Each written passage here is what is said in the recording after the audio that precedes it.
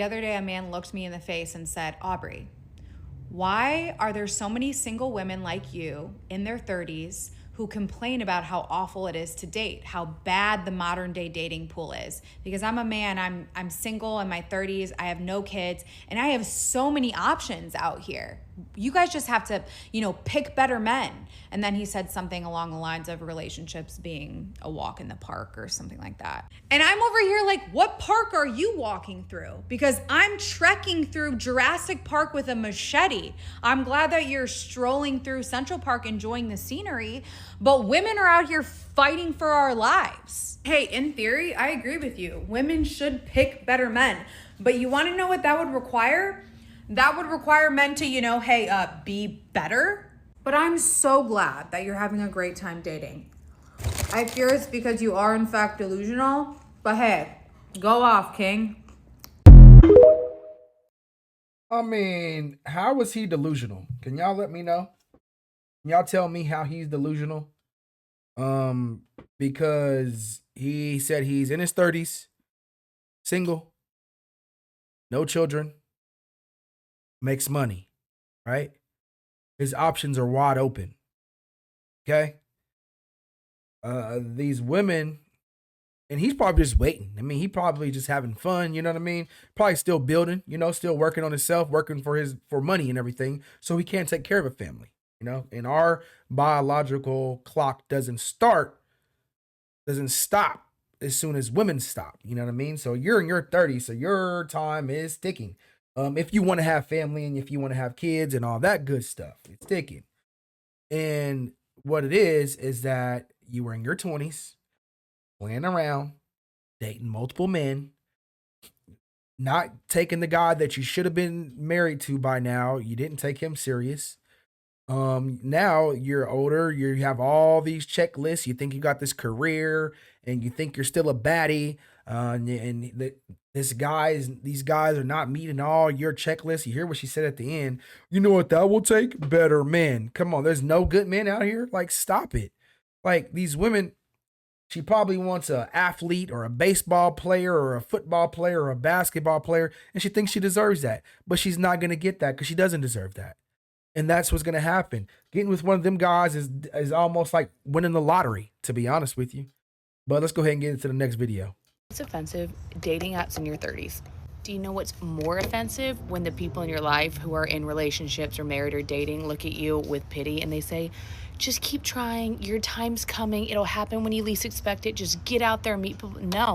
Have you been on Hinge lately? Have you been on Hinge in 2025? If the answer is no, you are not allowed to give me your opinion. Like, I'm 31, and this whole meeting people organically out and about thing, I just don't think it exists anymore. So is Hinge the only place these women are looking for to find men? I mean, I guess, but you know what the issue is, ladies? You guys were the ones that told us, don't approach you at the grocery store. Don't approach you at the bar. Don't approach you at the club. Don't approach you at the gas station. Don't approach you, don't approach you, don't approach you, don't approach you. You guys told us this. And guess what? We're not trying to be the creep that you guys say that we are being when we try to approach you in person, out and about. Or, oh, we're just having fun with our girls at the club or at the bar. We didn't want to come and talk to any men. That's what y'all told us.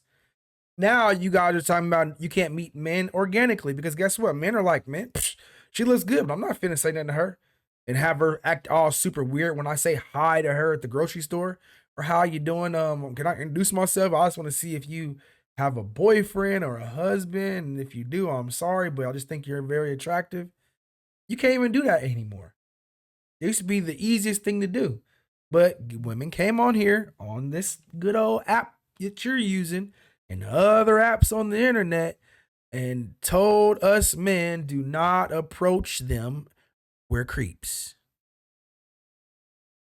I don't think people communicate in person. So we've been trying the dating apps. Let's start by Hinge. Offensive. The most offensive thing is when the little prompt comes up on Hinge and it says, we think you two are the most compatible. And then you see who they're thinking you're compatible with.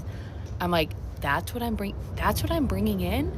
So it's a me issue. And then we have Tinder. Tinder is only good if you're overseas and you're in. And what do I tell you guys? So they tell her on Hinge who she thinks she's compatible with, and she thinks the guy's ugly. So she's very, very, very, very superficial and goes off looks. Wait, I try to tell y'all over and over and over. I'm gonna tell you guys this. Women are way more superficial when it comes to looks than men. You don't look like what they want you to look like, they are not going to date you. And if you do get them to date you, you are going to be in a terrible relationship with that woman. A woman needs to think you are fine. So if you're going to get in a relationship with a woman, make sure that you know she thinks you are fine. Just know that. Up, and that's really if you want to hook up with a hot European man, they are very sexy. But like in America, you're gonna get kidnapped and you won't be alive if you go on Tinder. And then we have Bumble.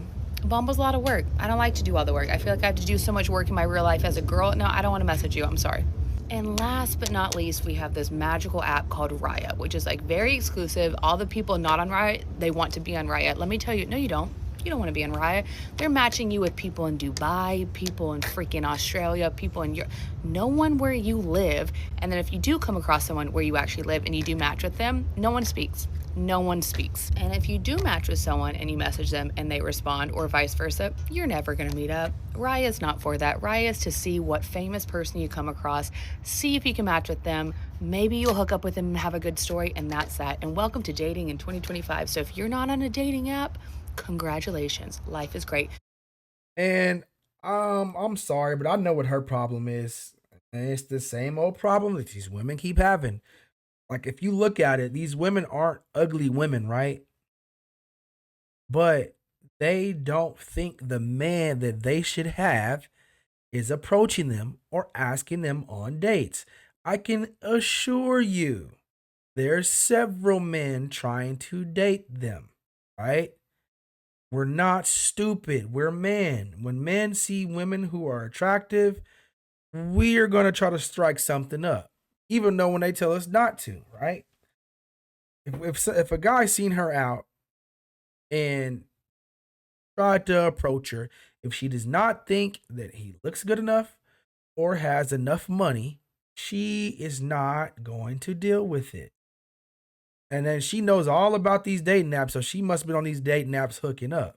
And then it's always these American women, even if like they're in your local, you know, area in the United States, they're gonna say, "Oh, men in Texas are better if they live in Missouri, or if they live in Texas, men in California are better than men in Texas." They're never satisfied with the men that are in front of them. And then she just said the guys in Europe are hot. They look better than American men. I don't know where she gets this from. I don't know what that even means. But whatever that may be, she's looking for a specific thing, a guy who looks a specific way, and a guy who has a specific amount of money or better. Now that I'm 33 and I'm dating again, one of the biggest differences between dating in my 20s and dating in my 30s, when I was dating in my 20s, I really just thought most guys I was dating were probably going to end up being my boyfriend. And I was like a month in and shocked when they would ghost me. And I was like, oh my God, this is so crazy. Like they were definitely the one. Because at that time, I didn't have a knowing in my body of like what I was really looking for. I didn't know what it felt like to feel no anxiety. Now that I've had a couple serious relationships, I actually have like a really strong knowing in my body of what it feels like when a man is sure about you. When a man is obsessed with you, it is so clear. You've never felt more clear-minded. All your anxiety goes away. It is so obvious. They are so consistent. They show up. They do all the things that like girls say, like you'll just know. And guess what? Men are, you know why her anxiety went out the window? Because the guy was obsessed with her. She had nothing else to worry about. Now she knows this guy's all about her, and now she can act a damn fool in the relationship. It's the guy who's gonna keep her anxiety high, keep her wondering, keep her guessing. That's the guy she's gonna want to be with. That's gonna be exciting to her. And if you come in and show her that you really, really want her and you're all about her and it's about her, all the anxiety goes out the window, all the excitement goes out the window, and she's not going to end up being with you. Because watch what she's going to tell you about these guys who are obsessed with her. You know, you know. And before I had that, I literally just thought that dating was meant to be like this anxiety feeling in your body. Like you just kind of go on dates and like perform. I remember in season 1 of Sex and the City when Carrie's like dating Big, and this is how I always knew that like Big was never her guy, is like she says at one point, she's like, I find myself posing. It's exhausting. When you meet your person, you are so comfortably. And another thing about these women, they always have to take something from a movie or a show and make it about real life. Man, that is a movie. Who gives a damn about Sex in the City?